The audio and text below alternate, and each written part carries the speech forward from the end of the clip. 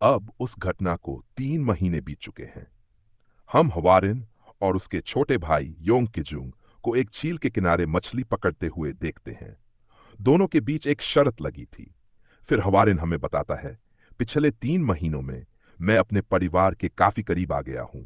अपने पिछले जीवन में मैंने कभी किजुंग से ढंग से बात भी नहीं की थी। किजुंग अपने कबीले की गुप्त मार्शल आर्ट सीख रहा था, लेकिन तभी वह की ब्लॉकेज से पीड़ित हो गया। इसके बाद वह पूरी तरह असमर्थ हो गया।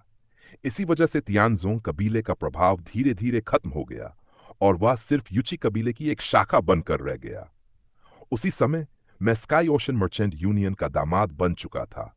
मैं अपनी जिंदगी में इतना उलझा हुआ था कि परिवार की इस परेशानी का पता बहुत देर से चला। मैं उनकी मदद करने में असमर्थ था। फिर वर्तमान में अब हम दोबारा उन दोनों को देखते हैं। किजुंग कहता है, क्या इस तरह अचानक दवा छोड़ देना सही है? हवारिन जवाब देता है, उस दवा को खाने से मैं मोटा हो गया था। छोटा भाई चौंक कर पूछता है, आप मोटे कब हुए थे? हवारिन हड़बड़ाते हुए बहाना बनाता है, मेरा मतलब था कि मैं मोटा हो जाता। किजुंग हंसते हुए कहता है, मुझे आपका यह नया बर्ताव बहुत पसंद आ रहा है। शर्त जीतने के बाद किजुंग मछली से भरी टोकरियों की तरफ खुशी से देखता है। तभी मुख्य किरदार मुस्कुराते हुए कहता है, मैं हारूंगा नहीं। वह दोनों टोकरी हवा में उछाल देता है और फिर किजुंग को पकड़ कर पानी में छलांग लगाते हुए बोलता है, हमें इससे भी बड़ी मछली पकड़नी है। दोनों काफी खुश नजर आ रहे थे। घर लौटते समय एमसी के मन में विचार, मुझे माफ कर देना मेरे भाई, मैंने तुझ पर बहुत बोझ डाल दिया था। वारेन कहता है, मैंने अपना पूरा दिन व्यायाम करते हुए बिताया ताकि मेरा शरीर मार्शल आर्ट्स सीखने लायक बन सके। मुझे कभी कभी चिंता होती थी कि कहीं बूढ़े आदमी की ऊर्जा फिर से मुझ पर हावी न हो जाए, लेकिन इससे मुझे अब तक कोई परेशानी नहीं हुई है। मैंने हर सुबह झरने के नीचे ध्यान करने की आदत विकसित कर ली है और वह झरने के पास प्रशिक्षण कर रहा था। तभी उसकी छोटी बहन उसके लिए तौलिया लेकर आई। उसका नाम योंग सोलान है। तब वारेन उसके पास जाते हुए कहता है, तुम्हें यह सब करने की जरूरत नहीं है। तो बहन कहती है, पर मुझे तुमसे बातें करना पसंद है। वापस हवारिन सोचते हुए बताता है, मैंने कहा कि मैंने अपने पिछले जीवन में कभी किजुओंग से बात नहीं की, लेकिन सेओलन के साथ कई बार बुरा व्यवहार किया, भले ही वह हमेशा अच्छी और मिलनसार रही। उसे आतिशबाजी जैसे कार्यक्रम पसंद थे और वह मुझे साथ चलने को कहती, लेकिन जब भी वह प्रस्ताव देती, अरे, तुम्हें लगता है मेरे पास तुम्हारे साथ खेलने का वक्त है? दोबारा मत पूछना, यह कहकर मैं उसे भगा देता था। हवारिन ये सब सोचकर सेओलन से कहता है, क्या तुमने नहीं कहा था कि मून फेस्टिवल आज है? सेओलन खुशी से जवाब देती है, मुझे लगा आप भूल गए होंगे।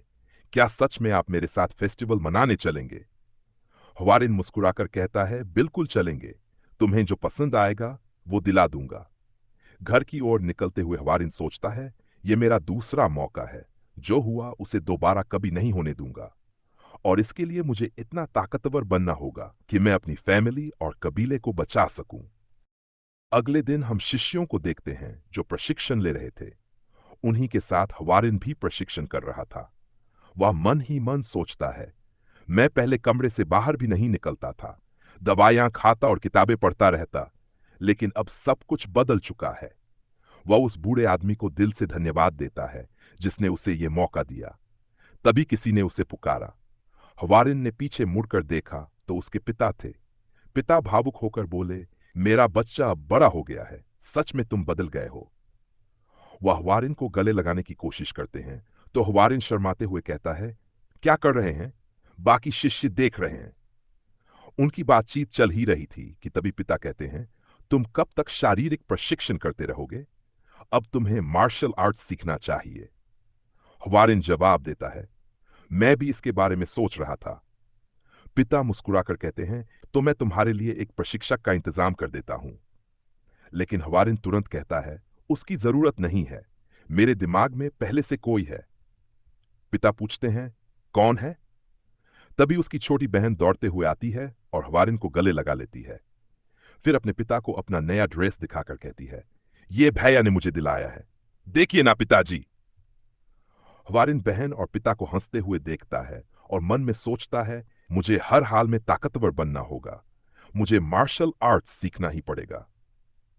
इसके बाद हम एक लड़की को देखते हैं जो अपनी तलवारबाजी का प्रशिक्षण ले रही थी। उसकी तकनीक तेज, सटीक और प्रभावशाली थी। हर वार में अद्भुत संतुलन और नियंत्रण था। वह इतनी फुर्ती से वार कर रही थी कि ऐसा लग रहा था मानो हवा भी उसकी गति का पीछा नहीं कर पा रही हो। उसकी चालों में न सिर्फ ताकत थी, बल्कि गहरी समझ और अनुभव भी झलक रहा था। हर बार उसकी तलवार सही कोण पर वार करती, जिससे साफ था कि उसने ये कला बहुत मेहनत से सीखी है। वह अपना प्रशिक्षण रोकते हुए कहती है, तुम यहां क्या करने आए हो? फिर हमें उसके बारे में बताया जाता है। उसका नाम मो ब्योंग है।